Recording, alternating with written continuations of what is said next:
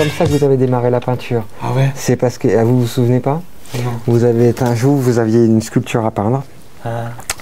Et vous aviez servi 1 litre de bleu pour une petite sculpture comme ça. Donc vous avez eu un gage. Je vous ai proposé de vous mettre à chevalet sur une grande feuille.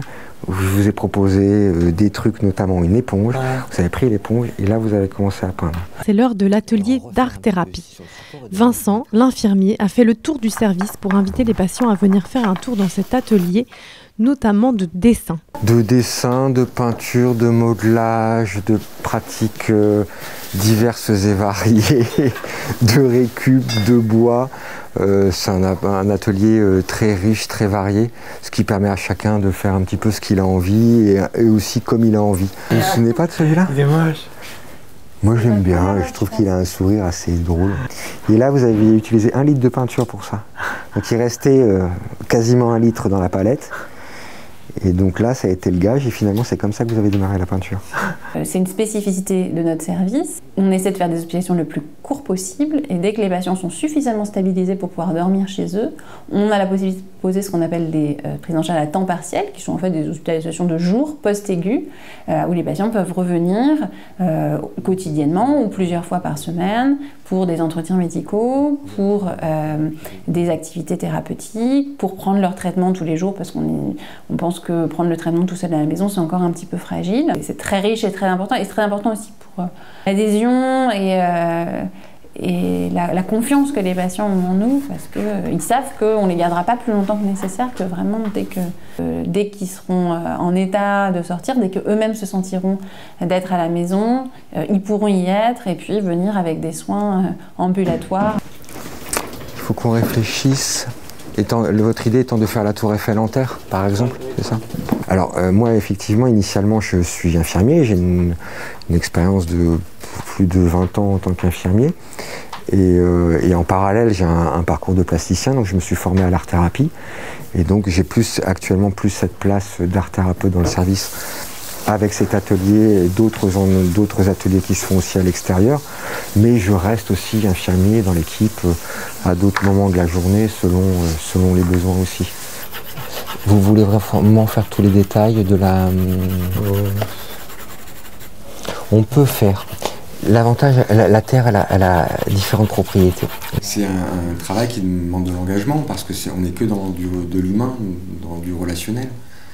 Il y a quelques soins techniques évidemment, mais tout est dans la parole, la présence et les échanges qu'on peut avoir. Donc nous, on est pris aussi, on se laisse saisir aussi en partie par les patients. Donc accueillir quelqu'un, c'est aussi nous-mêmes être ouverts à la rencontre. Et donc il y a un côté donnant-donnant. Parce qu'un signe pour moi que ça va mieux, c'est quand on existe pour eux. C'est-à-dire qu'ils sont capables de se rendre compte que tu es bronzé parce que tu es allé en vacances. Non mais voilà, à partir du moment où on se rend compte que tu n'étais pas là, tu es bronzé, tu es allé en vacances. Une patiente qui est là en ce moment, qui il y a quelques années, au décours d'une permission, m'a ramené une meringue violette. Que pour moi, blanche pour le reste du service, violet pour moi parce que j'adore le violet et qu'elle avait dû repérer que j'adorais le violet. C'était Hélène. Donc je trouve que c'est un moment très touchant. Enfin, moi je pense à Hélène, je pense à ma meringue violette, ça fait 7 ans. Oui, on peut guérir d'une dépression, on peut guérir d'un trouble anxieux. Il y a d'autres maladies qui malheureusement sont plus chroniques, pour lesquelles on ne parle pas de guérison mais plutôt de rémission. Ça va être le cas de la schizophrénie ou du trouble bipolaire, où là, l'objectif, ça va être de pouvoir traiter les symptômes les plus invalidants, ceux qui sont invalidants pour le patient ou pour sa vie en société, et puis surtout de permettre ce qu'on appelle le rétablissement fonctionnel, c'est-à-dire pouvoir aider le patient à accomplir ce qu'il a envie d'accomplir. Ça peut être, s'ils sont jeunes, la reprise des études, c'est très important, le retour à l'emploi, dans un emploi en milieu ordinaire ou dans un emploi protégé. Ça peut être reprendre une vie sociale, avoir des amis, construire une famille, mais la maladie, malheureusement, elle reste là, elle reste parfois invalidante. Et nos traitements ne sont pas toujours suffisants, il y a des prises en charge, c'est pour ça qu'il y a des prises en charge pluriprofessionnelles et multiples pour aider les patients là-dedans. Je t'ai imprimé le projet du groupe. La psychomotricité donc, est une approche corporelle, donc tout ce qui se passe ici met le corps en jeu, soit pour des approches d'apaisement, d'éléments d'apaisement pour des patients qui ont forcément des problématiques anxieuses, donc plus des éléments de relaxation, de stretching, de gymnastique douce, qui permet aux patients voilà, de découvrir, d'expérimenter des possibilités d'apaisement et de pouvoir reproduire les exercices. Voilà, l'idée est orientée vers l'autonomie du patient pour qu'il puisse voilà, se saisir d'outils, d'exercices et les reproduire dans les situations d'inconfort. On peut travailler sur l'émission du discours, l'articulation, le volume, prendre en compte le timbre et les émotions. Les durées d'hospitalisation sont très variables, d'une simple nuit à plusieurs jours ou plusieurs mois. Une part importante de patients aussi qui souffrent de maladies chroniques reviennent dans le service. Certains d'entre eux vont ainsi faire 2 ou 3 séjours par an. Alors les activités thérapeutiques, elles nous apportent une offre de soins plus élargie. Ça permet aux soignants de suivre le parcours du patient et son état de manière plus attentive. Et effectivement, ça nous permet parfois de limiter le recours à l'hospitalisation. Vu la surveillance plus proche qu'on fait du patient, ça nous permet d'activer des actions plus tôt dans la prise en charge du patient que d'être plus directement sur l'hospitalisation.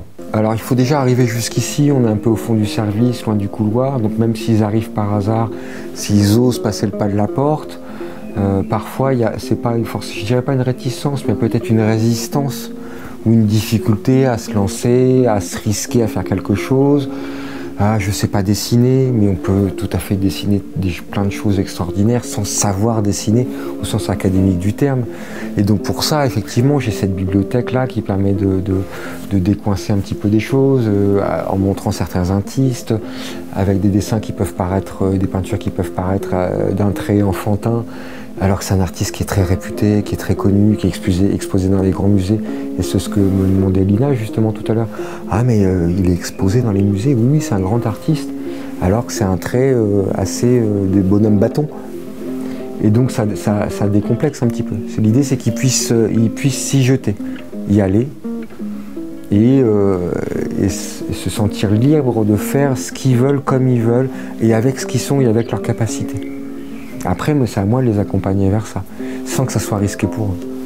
C'est pas toujours simple. Si moi je fais pas quelque chose de constructif, voilà, je commence à ruminer, ouais. Je commence